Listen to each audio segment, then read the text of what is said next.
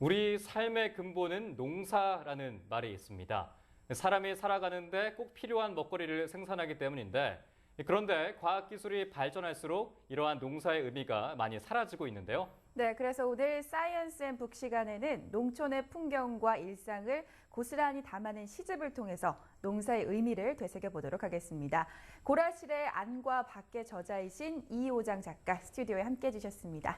작가님 안녕하세요. 네, 안녕하세요. 네, 책 제목이 고라실의 안과 밖인데 좀 독특한 것 같습니다. 어떤 의미가 담겨져 있나요? 네, 고라실이라는 말은 원래는 고래실이라는 말로 우리 고유의 농촌어입니다. 네. 지금 현재 사전에는 고래실로 되어 있는 말이 맞죠. 근데 고라실은 제가 말하는 고라실은 약간 의미가 다른데 그것은 전라도 지방의 사투리로서 전형적인 농촌을 말하는 것으로 앞에는 논이 있고 밭에는 뒤에는 산이 많은 그런 농촌을 말합니다. 논만 있는 것이 아니라 밭이 많기 때문에 농한기가 없어요. 그래가지고 농민들의 피땀이 더 많고 특히 밭일을 많이 하는 여자들의 그 삶이 애환이 더 많은 곳이죠. 그런 데를 고라실이라고 하는데 특히 들온에는 없는 농기구가 많아가지고 네. 무자이라든가 길쌈이라든가 그런 용어가 많죠. 특히 지게를 많이 이용하는 그런 농촌을 말합니다. 네, 특별히 농경 생활을 주제로 쓰신 이유가 있으십니까? 네. 앞으로 지구상의 최대의 고난은 식량으로부터 시작될 것이 확실합니다. 네. 핵무기보다 무서운 것이 인간이 먹어야 할 각종 식량이지요. 그런데 그 식량은 자연 농사에서 옵니다. 그러나 현대인들은 식량이 어디서 나오는지를 잊고 합니다. 특히 젊은이들은 자신이 먹는 것이 어떠한 과정을 거쳐 자기 입으로 들어오는지를 전혀 생각하지 않습니다. 네. 우리 민족은 특히 농경 속에서 살아온 역사를 갖고 있습니다. 그런데도 불구하고 몇 년 전에 하던 농사를 기계화에 밀려 전혀 잊고 있습니다. 현대화된 문명에서 망각한 것이죠. 온고지시라는 말을 떠올리지 않더라도 옛것을 잊는다는 것은 우리의 근본을 잊는 것으로 생각합니다. 우리의 중심 문화인 농사일을 잊고 애완에 얽힌 말까지 잊고 사는 것이 안타까웠습니다. 특히 어렸을 때부터 농사일을 배우고 젊은 한때를 농사일로 익숙하게 일을 했던 저로서는 네. 농경 문화를 남기고 싶었습니다.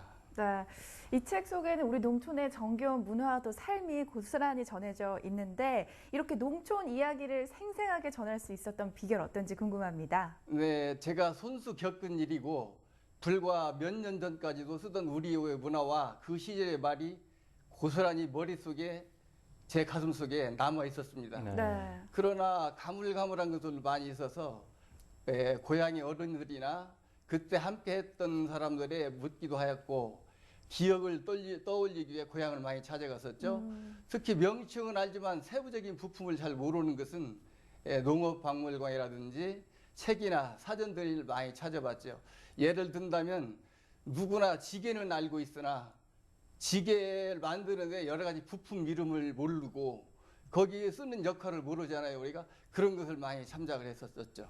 네, 그 시를 쓰실 때마다 시 한 구절 한 구절에 특별히 애착이 많이 가실 것 같아요. 그렇다면 이 자리에서 그 애착이 갔던 시 구절 또 내용 있으시면은 간단히 소개 부탁드립니다. 네, 한 편 한 편이 모두 애착이 다 가는 건 사실입니다.